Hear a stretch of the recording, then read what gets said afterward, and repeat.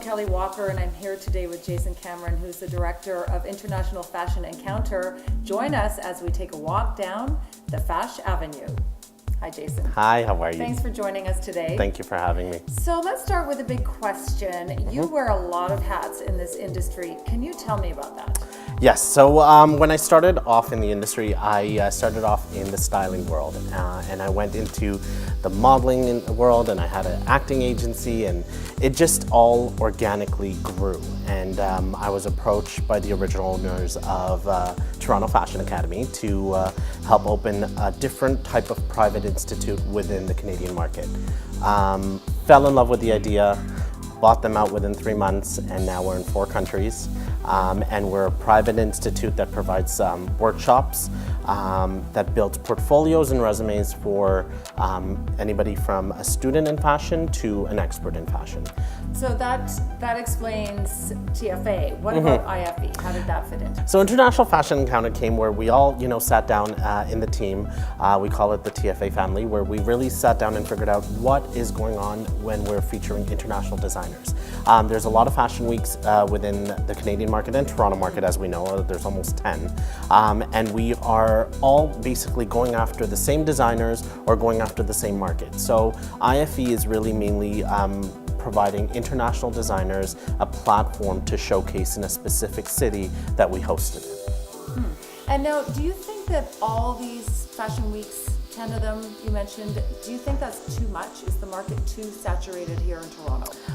In terms of, I think, sponsorship dollars, which is what it comes down to, I think it is saturated. I think there's too much going on in one city. Although we can sustain them, there is enough market because we're so diverse.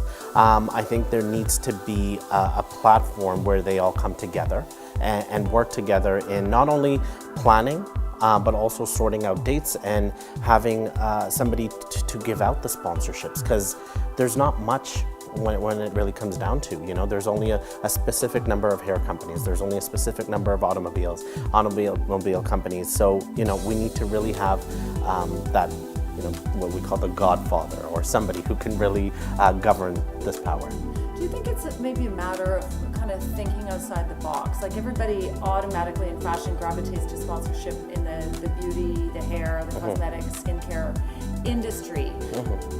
What is untapped, or is there anything that's untapped, or is are there other industries that make sense that fashion hasn't tried to make an alliance with yet? Honestly, I think one of the key things that we're really good at IFE is the fact that we create a collaboration that doesn't exist. So whether it's, for example, cannabis that's now legal, although it's harder for them to sponsor or partner with an event, there's still avenues of partnership. Or whether it's automobiles, where we did just our past edition, where it was Lexus Downtown presented our International Fashion Encounter, and we held it at their location, and we collaborated with them for their launch of their new UX. So there's creative ideas where you can actually sit down with the different brands and figure out a marriage and how it could work. So how important are naming rights? Like, obviously, if you're going to sponsor something, you want to promote your own brand. But I've heard that some people will commit to the sponsorship and do the sponsorship, but they don't want their name associated with it. That just doesn't make sense. How and why is that happening? I think is it happening? I think it is happening, and one of the reasons why is because a lot of the brands want to market their associates, or they want to market the people that they work for or employees to be able to be hands-on at an event. But they do not know if that event will be successful or not. They want to see where the projection is taking them, or they want to see, how the event will take place. And, the second or third season, they may just come on board. And there's been a number of events where, we're partnered with a lot of the brands out there, such as L'Oreal Professional, where they get to decide if they want their name mentioned at a certain project that we're working on, or they'll only provide the product. So it does happen, and I think it's really, and they're taking that safe step forward before they make that decision. So it would be like a slower evolution. Exactly. Yeah, what's tried and true. Exactly, and then they will have the first right to refusal once it does kick off. And with all these fashion weeks, they all have a different focus and they all stand alone. Does there need to be unity between everybody? Honestly, I think when it comes to the standard of designers, there needs to be unity because you see the same designers showcasing in the larger fashion weeks over and over and over again. And it basically... But is that a problem? Like if they're able to do that, then they just get more exposure. Is that taking a place from someone smaller that may not be able to get in there? You see, if there was unity, you would give them the same amount of exposure just doing one event. And that's what we need that unity for. So we're able to have a platform for the diverse designers that are able to showcase, and multiple designers that are able to showcase at multiple events. So any fashion week has almost 30 spots available. But if you're giving it to the same 20, it's not fair for the newer or the emerging designers to be showcased anymore. Right, and also for the audience is going to think, oh, I just saw that designer. I'm not going to go to this one. So it's kind of like, cutting your own foot off. It's true, yeah, and consumers for most events are 100% needed for the sponsors to once again come back. So a consumer-driven event is very important. So for them to come to the same designer over and over again, seeing the same collection, it's not fair for them either. And how does IFE really focus on the end consumer, and how is that different from other fashion weeks? So how we do that is, number one, our designers do not pay us. We get them sponsored. So the designers come on board free of charge. That has to be really unique in the industry. It is. It is very unique, and we do that because we bring in the sponsors where we say, listen, we need that extra 5,000, 10,000, and this is why we need it, and you'll get marketed in different avenues and to a broader market. And at the end of the day, it's the social media world wins, and it's the impressions that they want. Right? So that's how we bring those designers on board. But the consumers at the end come through those designers because it could be a potential client or an existing client that can be getting that VIP treatment on the runway watching their favorite designer. So here you are sharing all this, which is fantastic, but do you think, okay, somebody's going to take my idea and run with it? Like, do you worry about that at all? Because you have a formula that's successful. I do. I'm not worried just because we have an excellent team. We have an amazing, and I keep saying family because once you're family, you can't really run. So, Well, I mean, outside of you, are other fashion weeks gonna steal your ideas? No, because we have the resources and the power to actually make it happen overnight. So, well, a lot of the fashion weeks, there's a lot of red tape, there's a lot of corporate ladder, there's a lot of work and paperwork that goes behind every idea that comes onto the table. And I think for us, we can make a decision overnight, speak to the team, and have it up and running the next day, which is why we're going towards the Fash Avenue. And why we are wanting to make sure that people and designers and brands have that capability of interacting with somebody like Joan Kelley Walker or somebody like Marlene Schiff or so on, so they're able to really get connected and marketed. Okay, so the Fash Avenue, let's talk about this. This is a brand new thing. Yes. Tell us what it's all about. So we had a great idea at the office with me and our director of operation, Basil, and we said, one of the key things that's really dying out, and it's not a good thing, but we don't want to read anymore. So articles are becoming... It's the way it is now. It's really sad, but we no longer want to take that time out to read a 400-word article. So it's all about video. And with video, there's a lot more impressions and there's a lot more views, and I think it's more interactive, and you want to be able to see. So for example, earlier Jody Goodfellow from Startup or Roger Gingrich from Tom and TW, you want to be able to see these executives in their position and be able to really hear from them. Usually you only get to read their article or read somebody who wrote about them. And usually they're very separate from each other. You might see one comment from Roger, but you don't see anybody else at the same time. So exactly. This is bringing people together that may not necessarily have a unified voice, but they may not be in the same platform at the same time ever. That's it, and also the right questions being asked, because a lot of the interviews are very traditional, and I think you with your journalism background, it really helps us by asking those key questions that the public is really wanting to know, rather than the fancy where is it going and how's it going and so on. That it doesn't work as much anymore because they've heard it, it's repetitive, and they need something new. So let's talk about the public in Canada. A lot of people say that, well, Toronto is very Toronto-centric. They really just focus on themselves.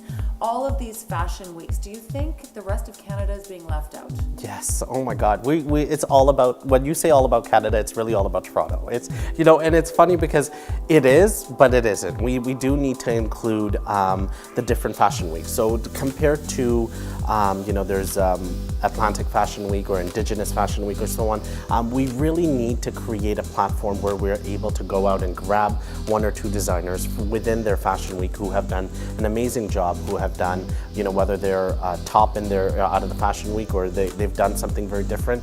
We need to bring them down because Toronto is becoming the hub of fashion in Canada, and it's the new hub. We've taken it away from Montreal, and we need to really bring in everybody from all of Canada so they can be showcased, they can be marketed, and they can have a great foundation, because we do have a lot of power of making that happen for a lot of designers, especially from the West. Right. So International Fashion Encounter, by its very name, is international, but you do show a lot of Canadian talent as well. How do you decide who gets in? So we decide who gets in by the group of a panel at the office, where we sit down and really see the story behind it. We see the fashion. They could be new or old. It depends on how their willingness to show, and is their wardrobe showcaseable. And I think a lot of the times we did start showcasing Canadian fashion. Before, I didn't want to really step on anyone's toes and show the Canadian fashion, but the last edition was the first time, and your brand showcased as well, which was amazing. Yeah, it was beautiful. It was so fantastic. It was fantastic. And why we decided to bring in that's why we decided to take that step forward was because it's lacking. A lot of the designers, as I said, they're just repeating the designers over and over again. And this is why we said, we have to take that step to help Canadian fashion. And whether it's 3 designers out of 30 or 3 designers out of 10, we have to showcase Canadian fashion from now on. So do you get criticism at all, the fact that you do showcase international designers? Do people think, well, that could be a Toronto or a Canadian designer, that maybe they're taking their place? Is that criticism something you have to deal with? On a daily basis. Really? I think it's, we have a very strong industry in Toronto, and a lot of the times they're very opinionated. And I think breaking that barrier and just really doing it and making sure it's a great job, I think that's the most important part, because if I take everybody's opinion into play, we would be like the city. You could drive yourself crazy. Oh, I'm telling you, yeah, we would be like the city of Toronto, where we're stuck making one decision or making one committee, and we want to be able to make that decision and go ahead with it if we have the power to do so. Opinions are great, but if you can do it, actions are more important. Right. So internationally, how do you think the fashion industry in Canada is perceived? Let's look at the other way. You're bringing international people in. How do they see us from the outside? If we're bringing people in? Honestly, we are one of the most well-respected cities in the world. And I say city because it's more Toronto-centric. Because we're called, we have the Toronto Fashion Academy, which is located in different countries.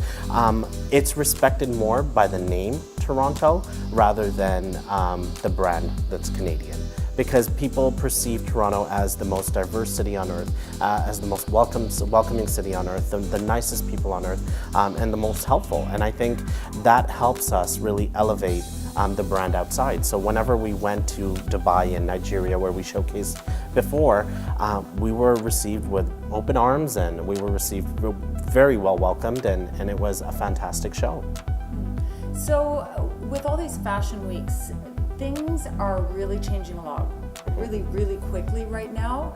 How do you see the industry in a year or a couple of years? How are things changing? Oh, they're changing so fast. It's like social media. So can't keep up. Oh, I know. It's a very different landscape to about 5 years ago, or to when Toronto Fashion Week was owned by Robin Kay, and it's a whole different world.